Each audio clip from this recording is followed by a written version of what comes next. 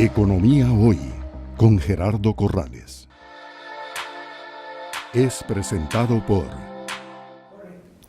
Continuamos en un nuevo programa de Economía Hoy, democratizando la educación financiera desde el Hotel Real Intercontinental. Continúo con el doctor Rodrigo Cubero, presidente ejecutivo del Banco Central. Bienvenido, Rodrigo, de nuevo. Muchísimas gracias, don Gerardo. Muy importante dentro de esta discusión del programa macroeconómico, si nos pudieras hacer un resumen de lo que el Banco Central espera en los próximos 2 años en cuanto al comportamiento de las principales variables macroeconómicas. Sí, el Banco Central justamente en este programa macroeconómico, como en todos, hace la proyección de las principales variables macroeconómicas de las que hablábamos en un programa anterior para los siguientes 2 años.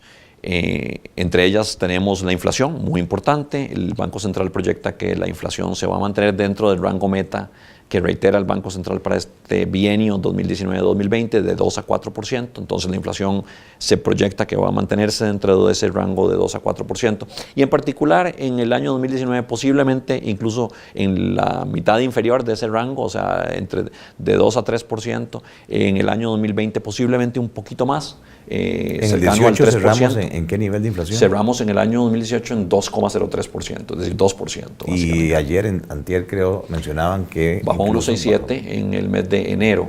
Esto no es del todo sorprendente porque una buena parte de esta reducción en la inflación viene dada por la reducción en los precios de los combustibles. Cuando nos enfocamos en indicadores de inflación que excluyen a los combustibles, estamos como en 2,2%. Entonces, siempre dentro del rango. Siempre dentro del rango meta, en efecto. Entonces una parte de esto tiene que ver con esos movimientos en los precios de los combustibles que afortunadamente están bajando.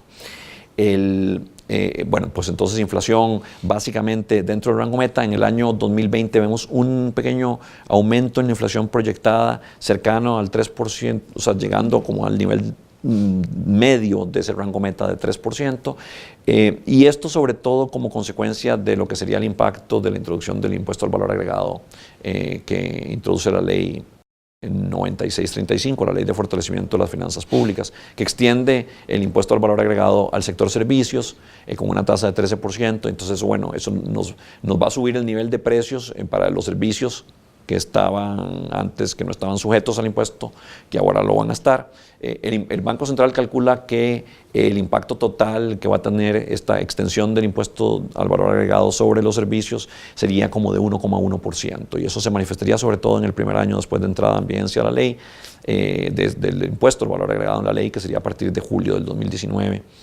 Un impacto moderado y enteramente manejable. Pero no parece ser entonces que sea una preocupación principal el tema de la inflación para el 2019-2020. En este momento no vemos que haya presiones inflacionarias que nos preocupen o nos hicieran preocupar en el Banco Central. Y ni siquiera este tema del impacto del IVA nos preocupa porque el impacto va a ser moderado, ya lo estimamos, está incorporado en nuestras proyecciones y no esperamos que genere ningún problema en términos de mantener nuestra inflación en el mediano plazo dentro del rango meta de 2 a 4%.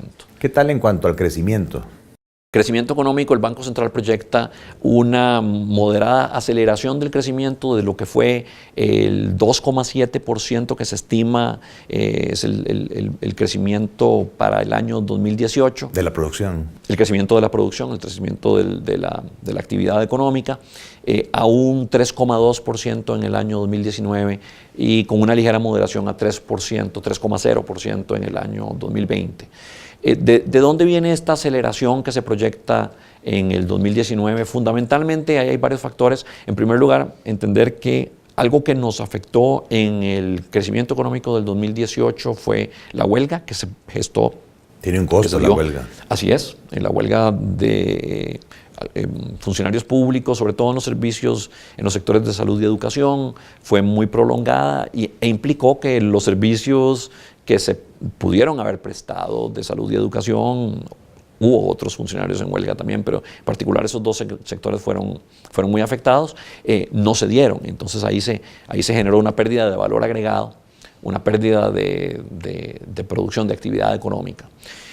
Más el impacto que tuvo la huelga sobre otras actividades económicas también, que por supuesto afectó en particular las actividades que tienen que ver con transporte. Recordemos que hubo muchos cierres de carreteras, muchas protestas en las calles, y eso afectó al sector transporte, afectó también en una buena medida al sector turístico.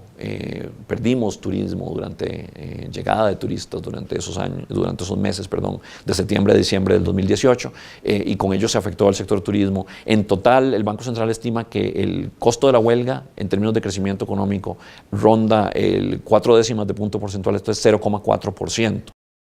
Economía Hoy, democratizando la educación financiera. Es presentado por